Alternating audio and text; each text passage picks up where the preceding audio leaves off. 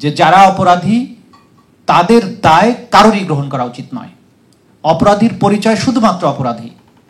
কোনো সংস্থা, কোনো বাহিনী, কোনো এজেন্সি, কোনো দল, কোনো মত কারোরই তাদের দায়িত্ব নেওয়া উচিত নয়। ডিসেম্বরে ইলেকশন হবে, নির্বাচিত সরকার আসবে, তারা যদি এই বিচার প্রক্রিয়া নিয়ে অগ্রসর না হয়, কেন এই চিন্তাটা আমাদের করতে হচ্ছে? এই চিন্তা থাকলে তো দেখেন আমাদেরকে ভাবতে হচ্ছে যে আমরা ধরে নিচ্ছি ফেব্রুয়ারিতে নতুন গভর্নমেন্ট আসলে এই প্রসিকিউশন টিম বা এই বিচার ব্যবস্থা নিয়ে অগ্রসর হবে না। তার মানে আমাকে একটা হ্রাস করতে হচ্ছে যে ফেব্রুয়ারির মধ্যে তাহলে আমি কত দূর যেতে পারবো, আমি তাহলে কিছু কাজ আমাকে শেষ করে যেতে হবে।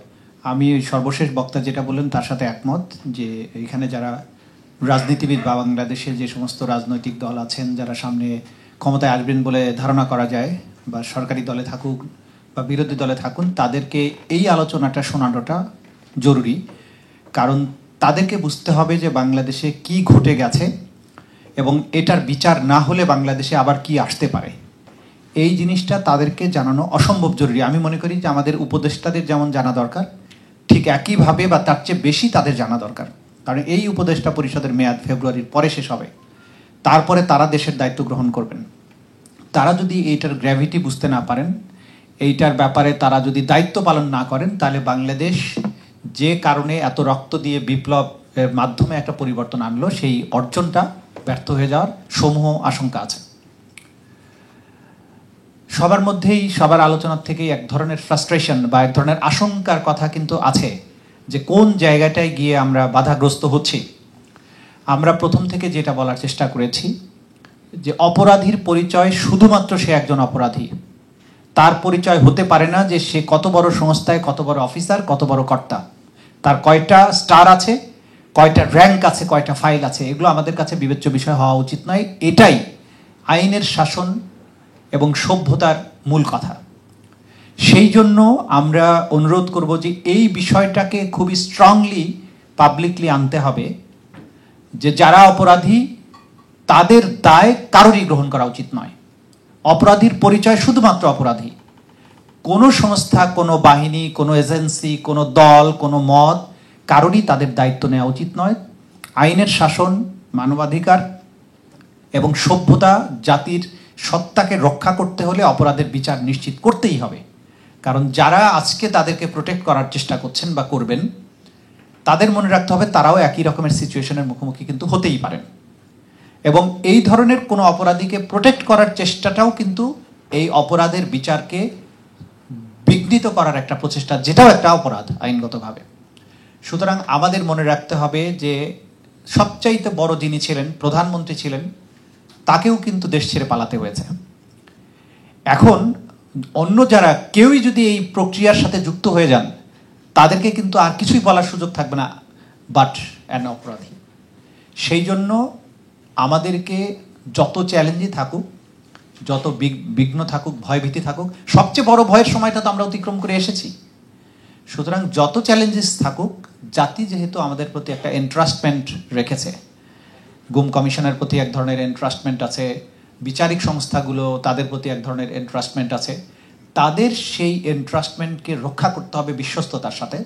তাদের উপরে অর্পিত দায়িত্বটা পালন করতে হবে। যেটা দরকার, যেটা এখন আমরা নতুন বাস্তবতায় আমাদেরকে চিন্তা করতে হচ্ছে, এই চিন্তাগুলো যদি আমাদের করতে না হতো খুব ভালো হতো। সেটা হচ্ছে যে ডিসেম্বরে ইলেকশন হবে, নির্বাচিত সরকার আসবে, তারা যদি এই বিচার প্রক্রিয়া নিয়ে অগ্রসর না হয়, কেন এই চিন্তাটা আমাদের করতে হচ্ছে?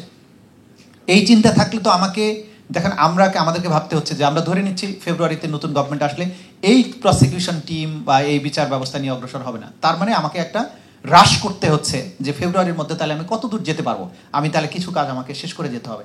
ফলে যতটা নিখুঁতভাবে এই কাজটা করার দরকার ছিল, তা কিন্তু আমি হয়তো করতে পারবো না, আমাকে অনেক বেশি হ্রাস করতে হচ্ছে।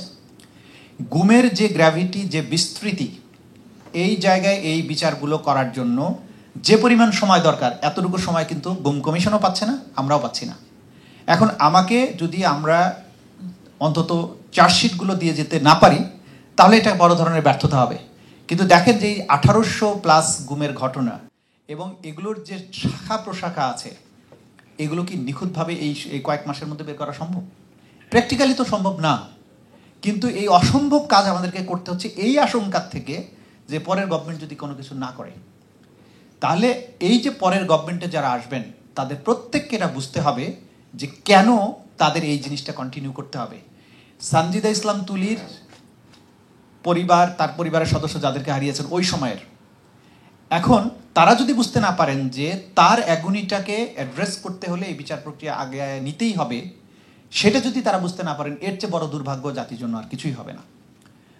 তো আমি খুব লম্বা বক্তৃতা দিব না। আমাদের কথা হচ্ছে যে আমরা যতক্ষণ দায়িত্বে আছি, অথবা আমাদের বিবেক বুদ্ধি কার্যকর যতক্ষণ আছে, আমরা আমাদের বিবেক বুদ্ধি প্রয়োগ করে আইন অনুযায়ী, জাতির এন্ট্রাস্টমেন্ট অনুযায়ী আমরা আমাদের কাজ করে যাব।